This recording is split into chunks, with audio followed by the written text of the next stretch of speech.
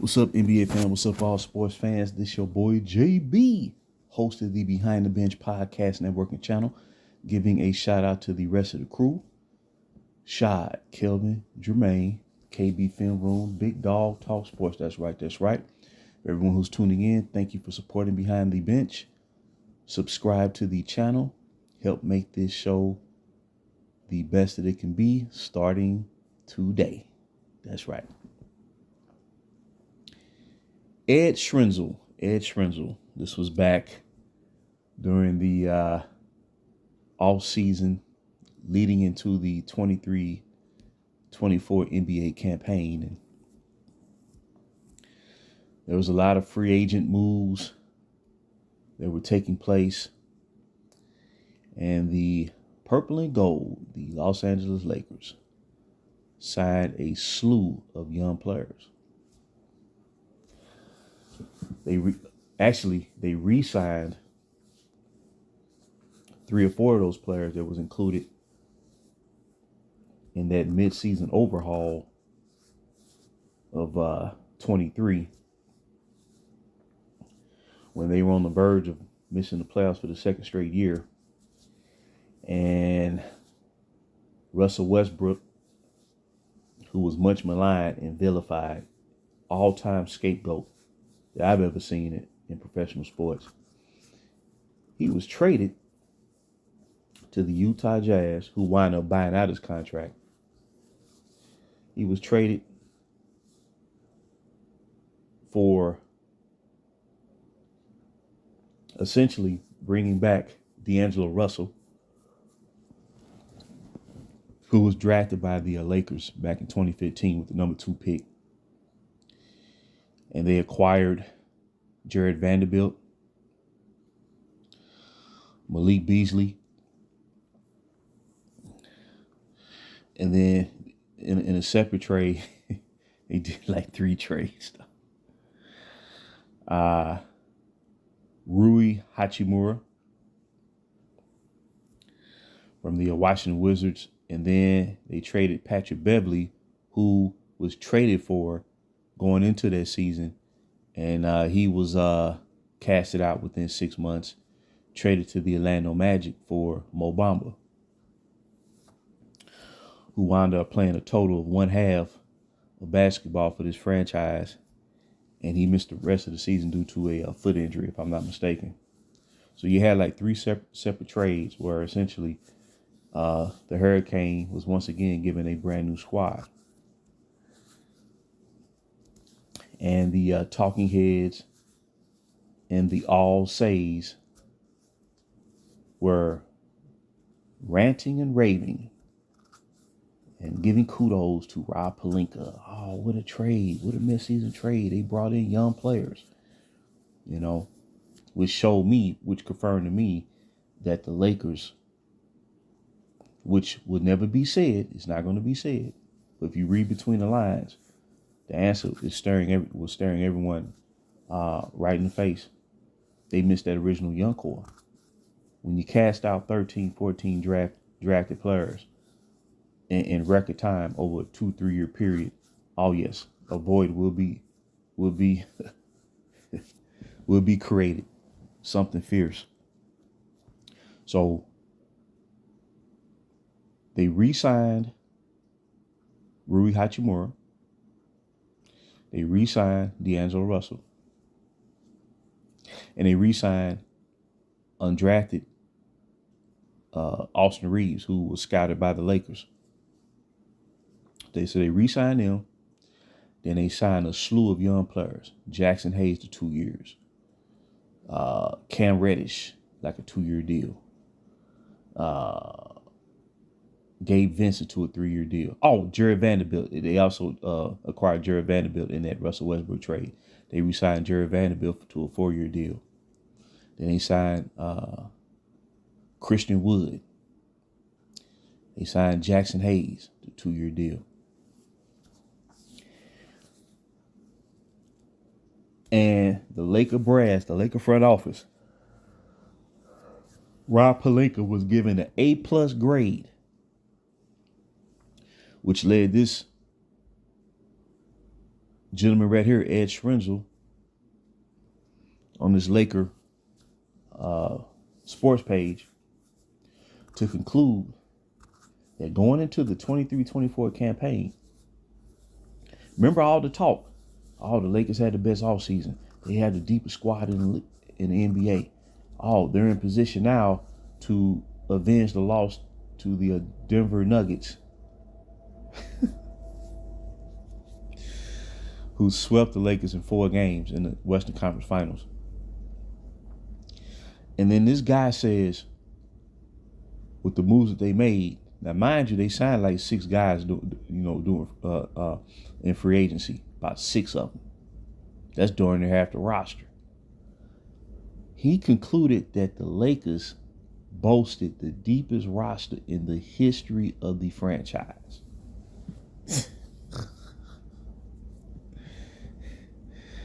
Let me repeat that. The deepest roster in the history of this storied franchise. And they were favored to advance to the finals and win the championship.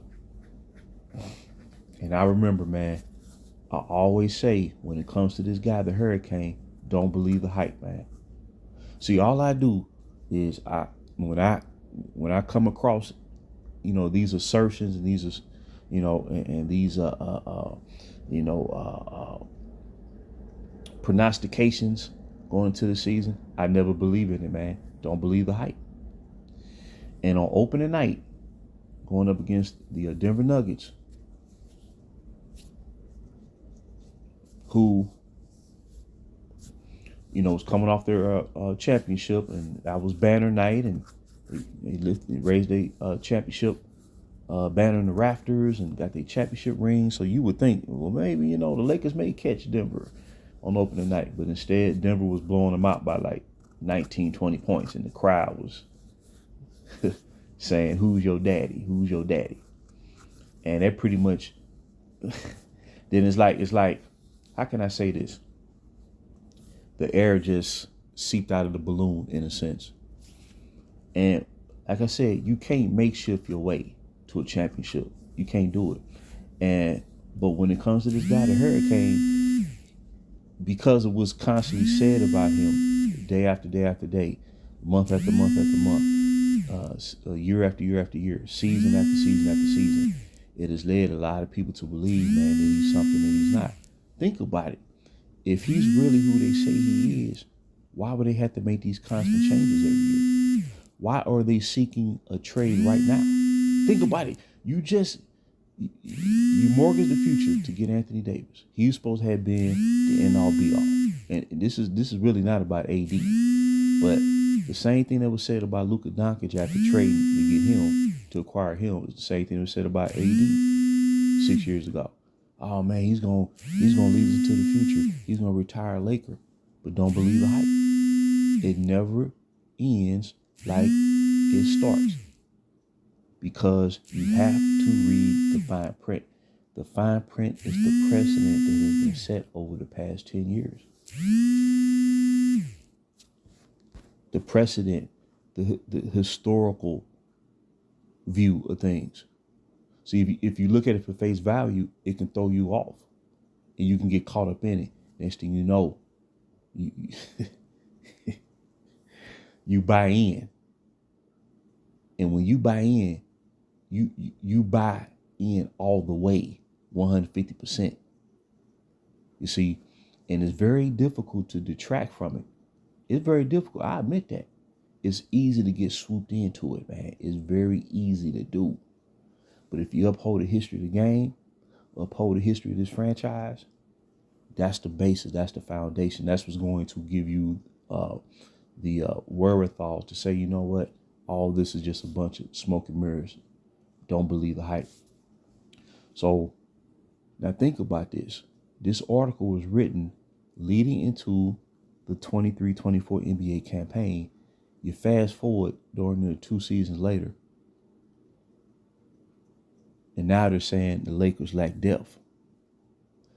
Do you notice when we had that young core, the real young core, they said we had all the depth in the world. They were just young. We had all the depth. In this playoff series right now versus the Timberwolves, the Lakers bench is averaging less than 10 points a game. Less than 10.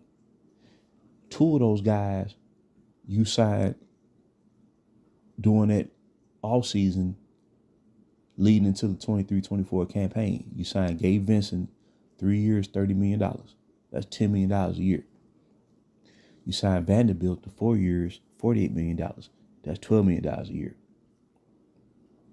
Then you have the son of the Hurricane on not just on the roster, he's on the playoff roster. So that means by him having a guaranteed contract, technically, if you want to put him in a game to play, he's on the roster. That's how low the bar's been set. But guess what? Guess how many points per game the Lakers bench averaged during the 2017-28 campaign before they brought the Hurricane to the franchise? Where you had Kyle Kuzma, where you had Jordan Clarkson, where you had Josh Hart, where you had Larry Nance Jr. Larry Nance Jr. and Josh Hart, them two alone averaged 8 points a game. Josh Hart as a rookie was averaging like 8 points, 7.9, 8 points a game. Larry Nance Jr. was averaging 8.5 points a game. Then you got Alex Caruso.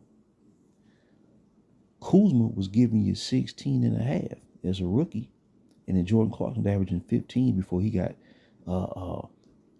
unceremoniously traded to the Cleveland Cavaliers to free up cap space to bring the Hurricane to the franchise to begin with. You combine all that, they was averaging 50 points a game coming off the bench as the youngest team in the NBA. And now we're so dried up, they averaging less than 10 points a game. Plus, they're not even playing the rookie Dalton Knecht because right now, man, he don't even feel like he part of the team after they traded him to the Charlotte Hornets for Mark Williams. And the only reason he's still on the roster right now because the trade was rescinded due to health concerns that was discovered. That's the only reason Dalton Knecht is on the team right now. See, this is so visceral what's going on, man. This whole venture over the past 7 years is take all your young talent. Think about this for a second. Look at Houston Rockets. Now, Houston Rockets, they may lose in the first round to the Golden State Warriors, but they're getting that experience, though. It's going to make them better moving forward because your young talent know, okay, man, this is what I got to do to get better going into next year. They're going to take the onus on themselves. Just like Golden State did when they started off. With Steph Curry, Klay Thompson, Draymond Green, they started from the bottom, worked their way up. Look at Oklahoma City Thunder, right? That's two teams in the West that's going to be fixtures for years to come. Look at the Minnesota Timberwolves. They on the brink of advance to the second round. They went to the Western Conference Finals last year. So what I'm trying to say is this. It's so dried up that this whole proposition is being take all your young drafted players. I'm talking about every single one of them. I'm talking about from 2014 with Julius Randle up until this year with Dalton Knecht. So over a 10-year period, essentially, all the young players who you drafted during that span have been casted out, used as pawns in the game, waived, traded away to either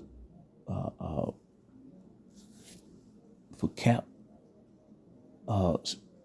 cap purposes. That's why Zubac was traded to the Clippers to open up additional cap space to try to lure that third superstar after they brought in the Hurricane. But Zubac last night for the Clippers dropped 27 points. He led the team in scoring.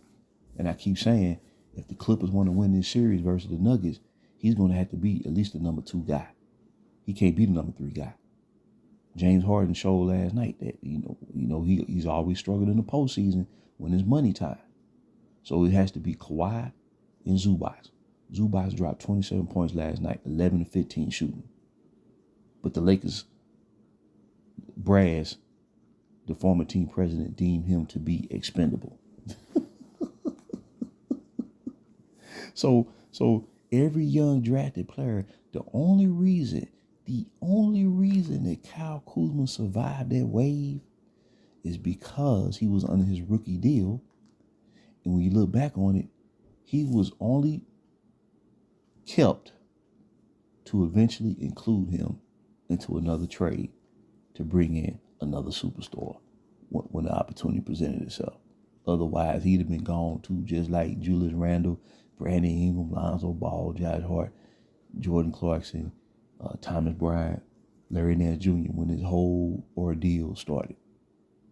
So think about that, man. Scottie Pippen Jr.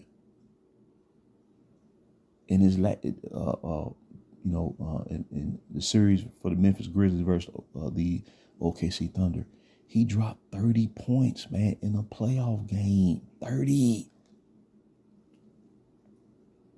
Can you imagine what this Laker team would be like, man, if they had built up their young core, man, as the foundation moving forward for a whole new decade? Just think about where we be at right now, man. That's why I don't believe in the hype. See, I believe more in the real team than see the hype. All it does is it's a ruse. That's all it is. It's a ruse. It's a lot of talk for these opportunists on these sports shows to give the impression that they cover the game and they have a grasp of what's going on, but they really don't, man. They really don't, because they pushing for even right now, with the Milwaukee Bucks losing, getting eliminated last night in the playoffs versus Indiana. Now here go the campaign to try to sway Giannis Antetokounmpo to request a trade to form another super team. Man, they addicted to it, man. They don't want to see real competition because let's say the super team era was officially eliminated after this year, where the door was closed on it. And you see, like, year after, for the next 5 years, you see what real competition is again, where a superstar had to really go out there and lead a team. Well, what's going to happen is when you see that constantly, and when this malaise is finally ran its course, well, they're going to revisit this era the past 15 years, man, and a lot of questions are going to be posed, and a lot of asterisks are going to be applied. That's why they don't want it to end. You see what I'm saying? But it's crushing under its own weight as we speak. And I'm going to tell you, if the Lakers lose, this series versus Minnesota, whether it's tonight in Game 5 or Game 6 or Game 7, man, do you realize that the Hurricane has played with the generational talent from New Orleans and Anthony Davis, who was a quote-unquote MVP caliber player, right? In his last year in New Orleans, he was the only player in the NBA who was top 3 in consideration for Defensive Player of the Year and League MVP. And all they got out of it was a bubble chip. They never even won in a full season. Think about this. In a full season, I'm not notwithstanding the COVID season, because you can't control that. They didn't even win 50 games. Okay. Then you trade for the Oscar Robertson of his generation and Russell Westbrook, who won 2 scoring titles, which I forgot that he won 2. I knew he won 1, but he won 2, and I think it was back to back with Russell Westbrook, all-time leading triple doubles, and you couldn't even finish 500. And now you got the Don on your team, the reigning scoring champion from last year, second all-time in NBA playoff history in points per game, one of only 2 players that averaged 30 points a game or more in the postseason, him and Michael Jordan. And you're down 3-1. There's something wrong, man. There's something wrong with this guy's style of play, where it gives you the impression that you're going to win, but his playing style, man, is really predicated on relying on the talent of others. That's why, think about it. Think about the media. Think about the talking heads. When his teams fall short, they never attack him because they gonna always uphold the statistical production because the style of play generates that. But it's always the onus is always placed on, is always contingent on the players they keep bringing up in here. They criticize, the teammates in Miami, the Ways and the Boshes, and whoever else wasn't getting it, they felt wasn't getting it done. Then it was the Kyries and the Kevin Love, especially Kevin Love, the J.R. Smith, and then the young core, the real young core of the Lakers. You know what I'm saying? And they didn't stand a chance. And then AD and then Westbrook, and now they on Luka head, man, like there's no tomorrow, man. I mean, this thing, man, is when you really think about it, man, it's debilitating, man. It's debilitating, And I just hate that my team is caught up in this matrix. That's what it is. It's the matrix, man. Every year, think about this article written right here. The deepest team in the history of the franchise, dog. But you know why this guy wrote this article and came to that conclusion? Because in his mind, he thinking that signing a whole bunch of players doing free agency equates to generating depth. But see, when you drafted all that young talent, you had the depth naturally to where really by the time you finished up, you was one positional player you one star player away from really boasting a team that could compete for a whole decade, dog. That's what you had going, because it was all set up during the late 2010s that was going to propel you for greatness in the new decade of the 2020. And that's why I'm so upset about it, because if anybody go back and revisit the timeline and see how everything was being set up, it was all lined up. You couldn't really ask for a more perfect scenario than what was being played out. And it was all mortgaged away for 1 year. So anytime you got to make these moves every year, now think about it. Now it goes from, let's use logic. And I'm going to shut this down.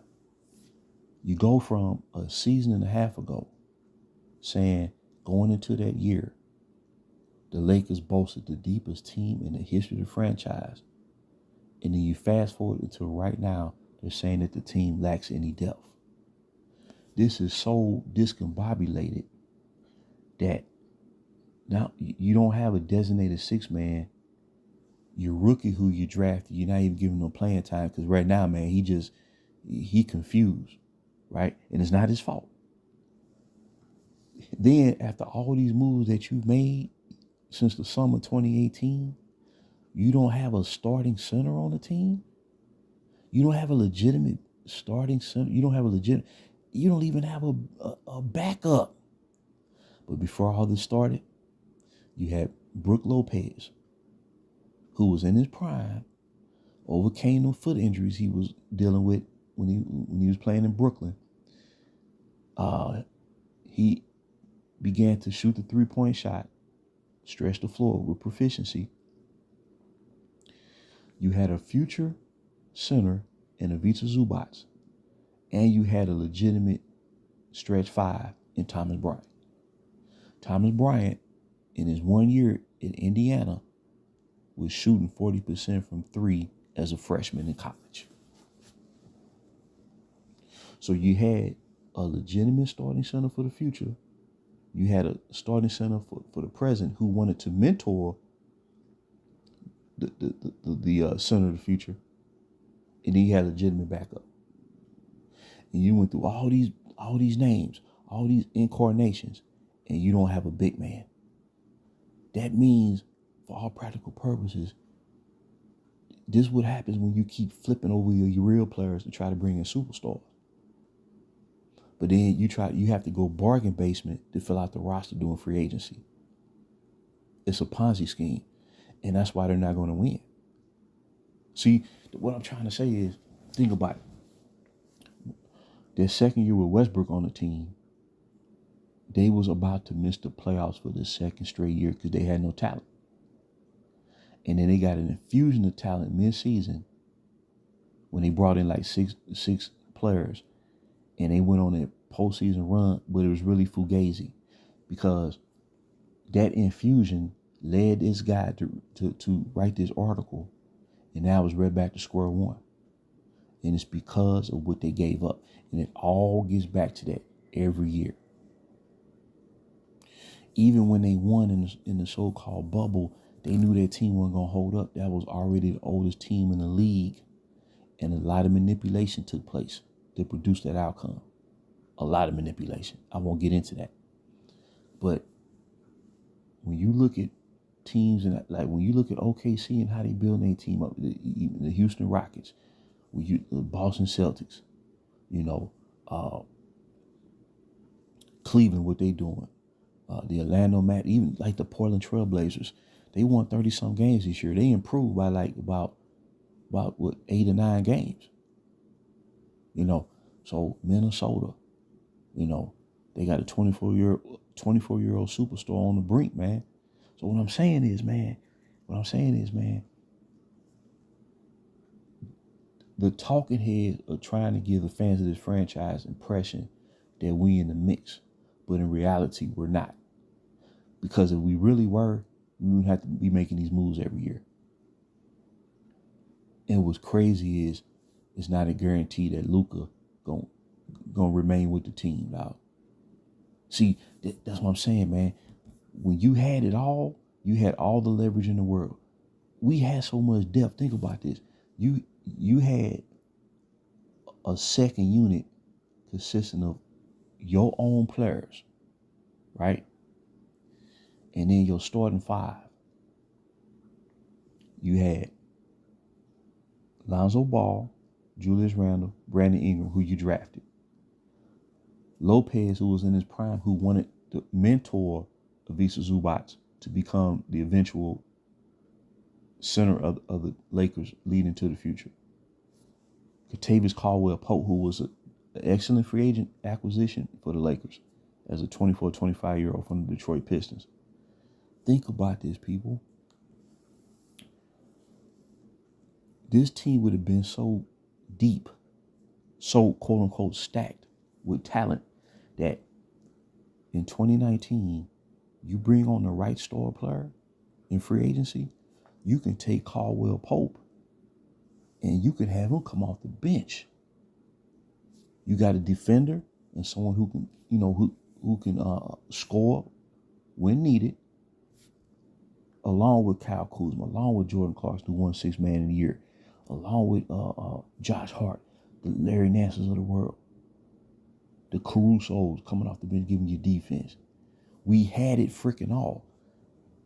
You bring in, let's say, because me personally, I believe Kawhi Leonard would have signed with the Lakers in 2019, coming off the championship in Toronto. I don't think he would have went to the Clippers. I think without the Hurricane in the mix, he would have signed with the Lakers. Man, do you realize you can take B.I., remember he got the 7'2" wingspan, right? Because really, in all honesty, Brandon Ingram is a 2 guard. He's not a small forward. That's why it took him a while to get his game going. And once he started developing that mid-range, because most 2 guards historically have a strong mid-range game. Well, that's B.I. But because of his height and because of the position he played in college at Duke, he's been trying to play as a 3, but he's really a 2. Lonzo's 6'6" and was playing defense as a rookie. Man, can you imagine that? You know how they say the Lakers lack perimeter defense now? Well, just imagine. Then you got Julius Randle at the 4. He's showing you who he is. See, when he was in New York, he was the only really player on the team when he led them to the playoffs in 2021. You had a kind of a rookie R.J. Barrett. Then you had older Derrick Rose as the 6th man, but Julius Randle was the driving force. Well, doing his first playoff experience versus Atlanta, all Atlanta had to do was key in on him. That's it. But you see his value right now with Minnesota, where he's on a more complete team. You know what I'm saying? And you see his value as a player, man, where he can facilitate. He's the number 2 guy in Minnesota, right behind Ant-Man. But think for 2 straight years in New York, Julius Randle led the league in points scored in the first quarter. He was the top player in the NBA as far as the first quarter scoring. Man, do you know the value in that? And that that strength element to his game, you can see it in this series versus Minnesota.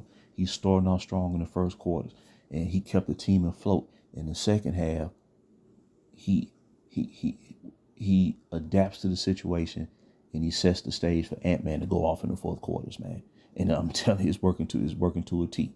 So what I'm trying to say is, man, them young men have so much value in their game. They excel at certain aspects of the game that is paramount. Josh Hart with his rebounding, B.I. with his mid-range game, Lonzo Ball with his defense and his court vision and his excellent assist to turnover ratio. Kosman with his ability to hit shots in the clutch at the end of games. Zubac with his rebounding ability and his touch around the basket. He had 27 points last night, 11 to 15 shooting for the Clippers. See, if they probably would have went to a finals by now if they had been involving them in their offense, especially when they first got them. You know, I can go on and on and on. So what I'm trying to say, people, is the depth that this dude is talking about going into last season is the depth that we really had 5 years prior. That's what I'm trying to say. See, the depth was already given up. See, this is all fugazi because there's no way in the world that you can say the deepest team in the history of the franchise and then a season and a half later we ain't got no depth, because that means that was not true to begin with.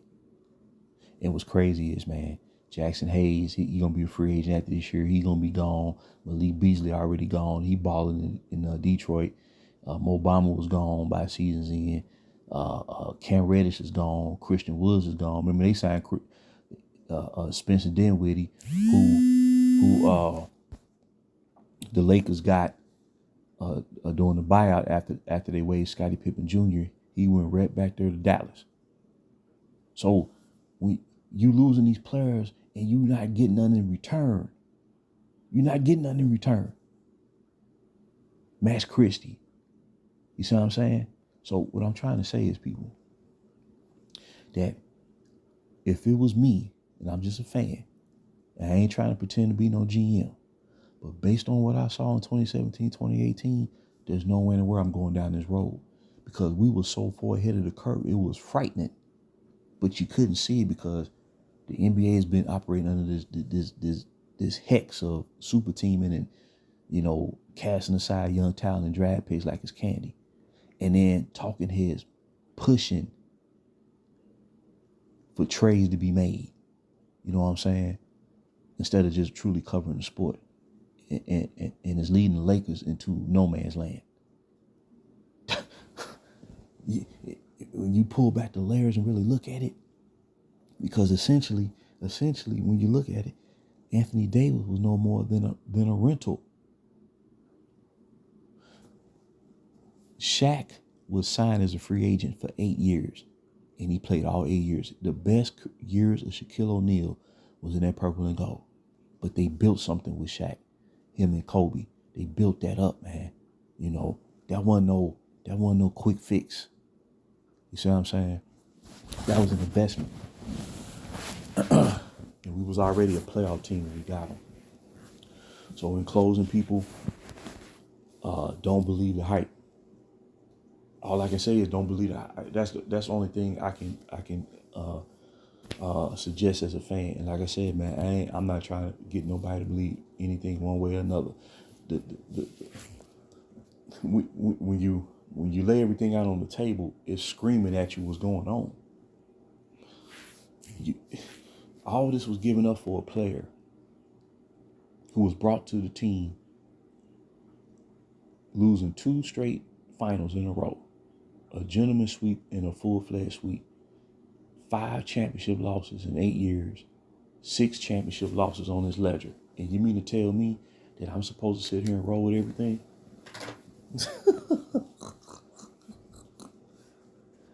It was destined to be more losing than winning, because in year 1 you started off on a bad note because you didn't even make the playoffs. You didn't finish with a winning record. You didn't finish with a 500 record. So you already regressed at that point. So to justify bringing them on the team, you had to sacrifice the young core to bring in a superstar. See, and that's why I say, I know for a fact, man, I can sit here with 100% satisfaction guaranteed statement. We could have achieved way more on our own, man. And that's why this is so sad. We could have, with it, Kyle Kuzma said it best, man. Kyle Kuzma said it best. He said, going into his 3rd year, I'm surprised that we gave up all this young talent. I believe we had a dynasty. Think about that, man. See, a dynasty is proven, like, how can I say this? A dynasty is proven over a period of time. Like Showtime, like when it started, you didn't know that they was going to win 5 titles in the 80s. But by the time the decade ended, they won 5 titles. Therefore, they was deemed a dynasty. When the Bulls started they run, that's the beautiful thing about sports, man. You can't, see, how can I say this? When you hear a guy say, not 1, not 2, not 3, not 4, not 5, not 6, not 7, what they're saying is they try to create a circumstance to manipulate the system and circumvent competition to achieve that result. When you're really out there competing year after year after year, you don't hear no athlete say that. You don't hear Michael Jordan say that. You don't hear Kobe and Shaq say that. See, you don't hear, let's say, when Hakeem Olajuwon went back to back, you didn't hear him say that. They just went out there and proved it. That's what I'm trying to say. So when Kyle Kuzma made that statement, think about that, man. We gave up a potential dynasty. Or Golden State, they don't go in. Golden State, they don't go in saying, "Oh man, we're gonna win 5 or 6 championships." They just go out there, man, and try to show their championship medal.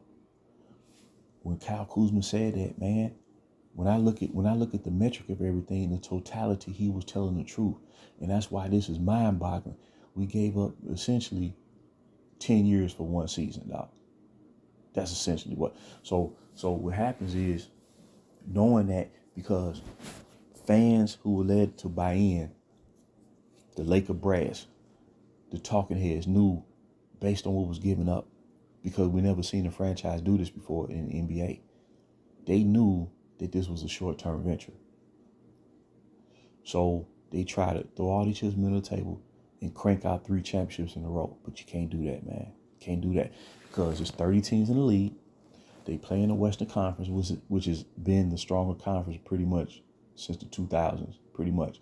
Outside of about 3 years ago, where the East was actually a little better than the West, but percentage-wise. But at the end of the day, you can't operate like that. You have to operate within the realm of, okay, we got to respect the competition out there and build this team accordingly to set the stage for a long-standing run of success. Because when you go down this road, when you throw all your chips in, there's going to be more misses than hits. There's going to be more valleys than peaks. That's what's going on, man. So in reality, when you don't get the end result, blame is going to be casted this way. Blame going to be casted that way. But the root of the problem is they gave it all up front to begin with before it really got started. A whole era of true Laker basketball was preempted for 1 season. So, so I guarantee you that this guy won't write this article again. The deepest roster in the history of the franchise. Oh man, come on, dog. No, man, you can't say that when a franchise won 10 titles over 30 years from 1980 to 2010. You can't say that, dog. Nah. Oh yeah, I forgot about it. That's the player who I forgot. That's who I forgot, man. I remember when they signed Kendrick Nunn during the 21-22 season. Oh man, it was so much. Oh man, ranting and raving over that signing, and now he playing overseas. He out of the league. See, you can't rely on predominantly outside players to win consistently. You can't do it. Julius Randle, even right now, is more of a Laker than anybody on that team. From the outside to this day.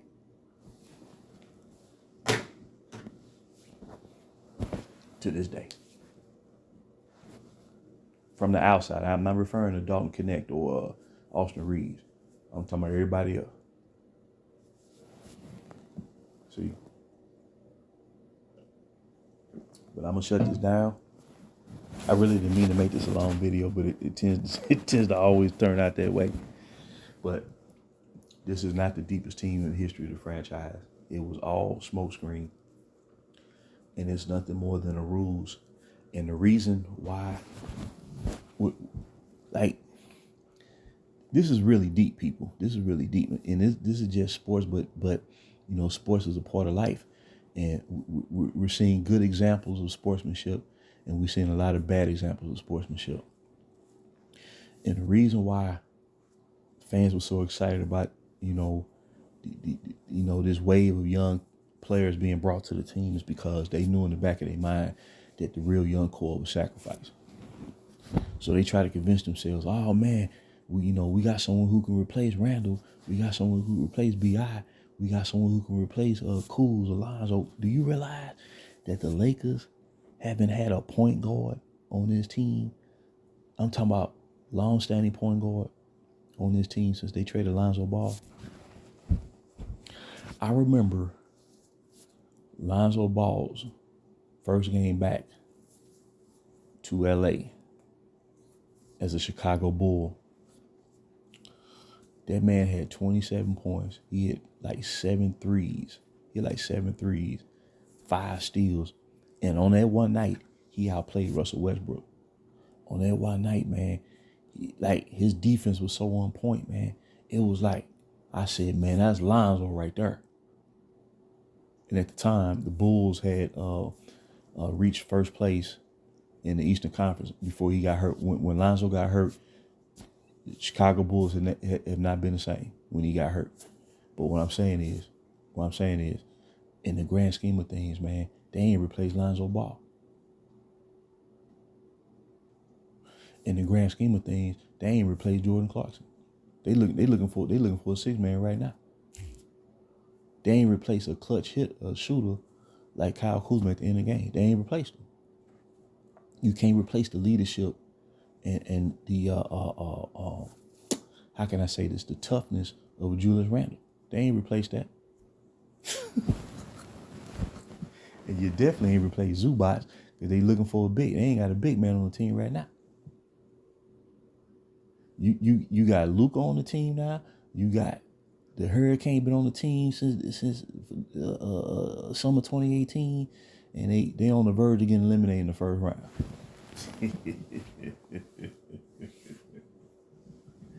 Oh my God, man! I tell you now.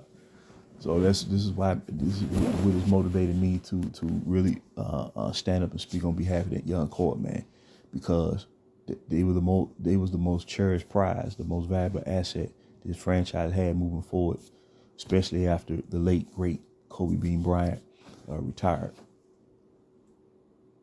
The torch was being passed, man. Now they don't have no torch. Cause they gave it the future. What torch do they have? Where's the torch? You see, we've been played. We've been had bad.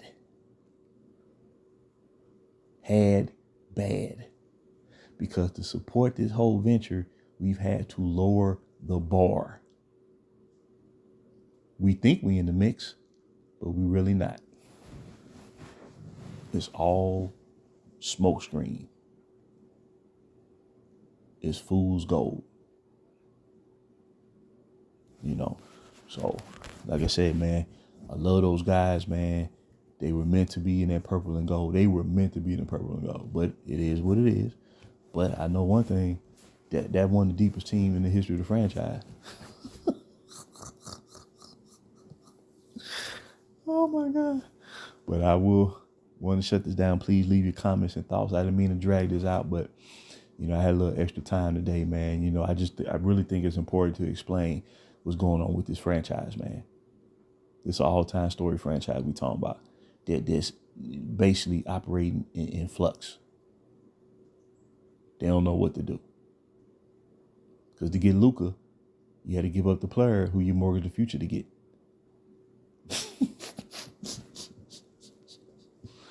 Remember the first couple of weeks when the Lakers were playing good defense?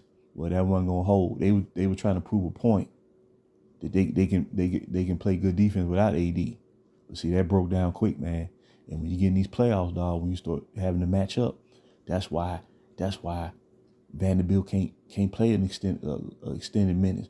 That's why the Vincents of the world, you know, they can't play extended minutes because they ain't gonna be able to match up because they low tier players. That's right. So I'm gonna shut this bad boy down, man. It is what it is. But again, leave comments and thoughts. Until next time, this is JB for BTB, everyone. In the name of the show, Behind the Bench.